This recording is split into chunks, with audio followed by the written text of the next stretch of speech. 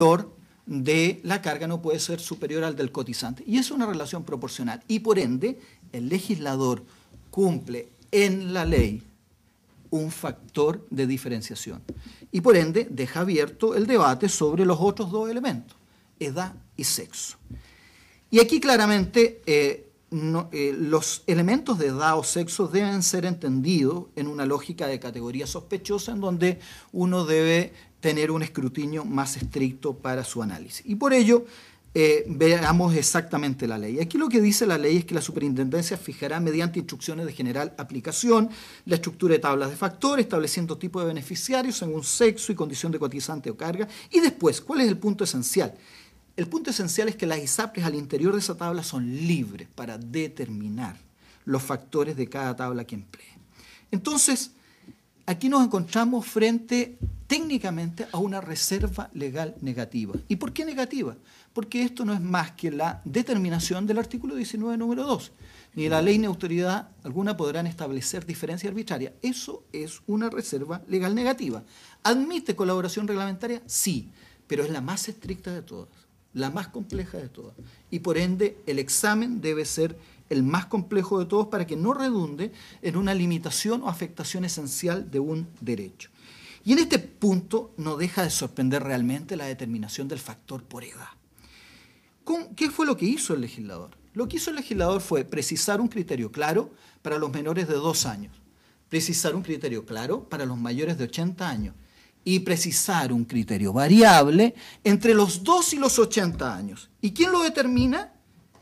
Lo determina el complemento normativo de la Superintendencia de ISAPRES. O sea, nos encontramos frente a una abierta deslegalización de un contenido normativo de un rango etario. ¿Es posible paliar esta deficiencia de una reserva legal negativa que puede establecer una discriminación arbitraria? Como lo dijo un colega, puede establecer una norma para igualar o para diferenciar. O sea, está entregada completamente al administrador. Y quiero ir a números, que son los únicos números que yo voy a señalar. Es absolutamente una inconstitucionalidad flagrante este tramo etario que va desde los 2 a los 80 años. ¿Qué significa ese tramo etario? Significa que el 96,58% de los afiliados a las ISAPRES se encuentran en esa condición. Se encuentran en esa condición.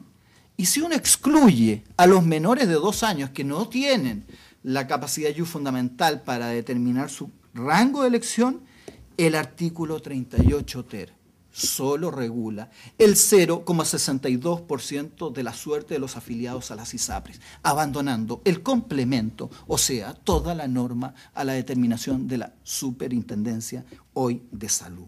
Nos encontramos frente a una deslegalización completa y los paliativos normativos que aquí hemos escuchado solo pueden realizarse mediante otra ley.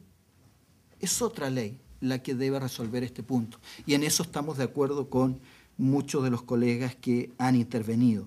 Pero lo que es claro es que no puede haber colaboración reglamentaria que deja varios derechos fundamentales en una reserva legal negativa en la esfera completa del administrador. Segunda cuestión causal de inconstitucionalidad a nuestro juicio, que es la infracción al principio de igualdad por trato discriminatorio. Aquí vamos a analizar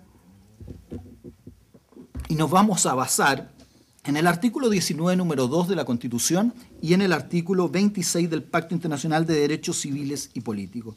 Aquí claramente se establece un principio de igualdad, no sería largo de explicar, pero que básicamente obliga a que haya una prohibición de normas particulares y que no haya una legislación referida a personas o grupos determinados, prohibiendo al legislador establecer privilegios, diferenciaciones, desigualdades basadas en criterios irracionales, injustos, etcétera, etcétera.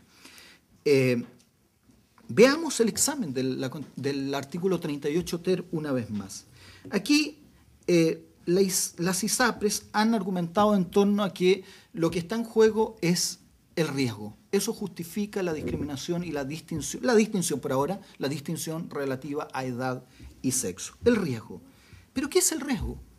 El riesgo es que aquí se asocia no a una persona de riesgo, sino que a un grupo de referencia de personas de riesgo. Entonces, aquí no hay una justificación de diferenciación por riesgo.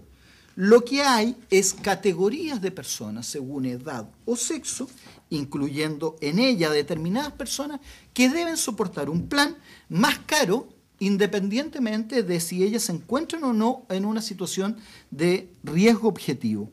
O sea, en la práctica, lo que esta ley establece es una presunción de derechos del riesgo para determinados grupos de personas, que no sabemos además de antemano quiénes son, porque después van a quedar determinados mediante una regulación infralegal y contractual. Aquí nos encontramos frente a un problema abstracto, no un problema concreto. Y el problema abstracto, y en eso concuerdo con quienes sostienen que no es solo las mujeres, sino que es indiferenciado respecto de hombres, mujeres, jóvenes, personas de edad de diferente condición, es que aquí hay un conflicto constitucional de dos normas que califica el riesgo de las personas en razón de pertenencia a un grupo de personas. Y por ende, ese grupo de personas se abstrae de la situación de riesgo. Se abstrae de la situación de riesgo propiamente tal. La ley realiza un análisis de generalización, encuadrando en la calidad riesgosa a personas muy diferentes entre sí en términos sanitarios, o personas que no solo pueden ser enfermizas, personas que utilizan en mayor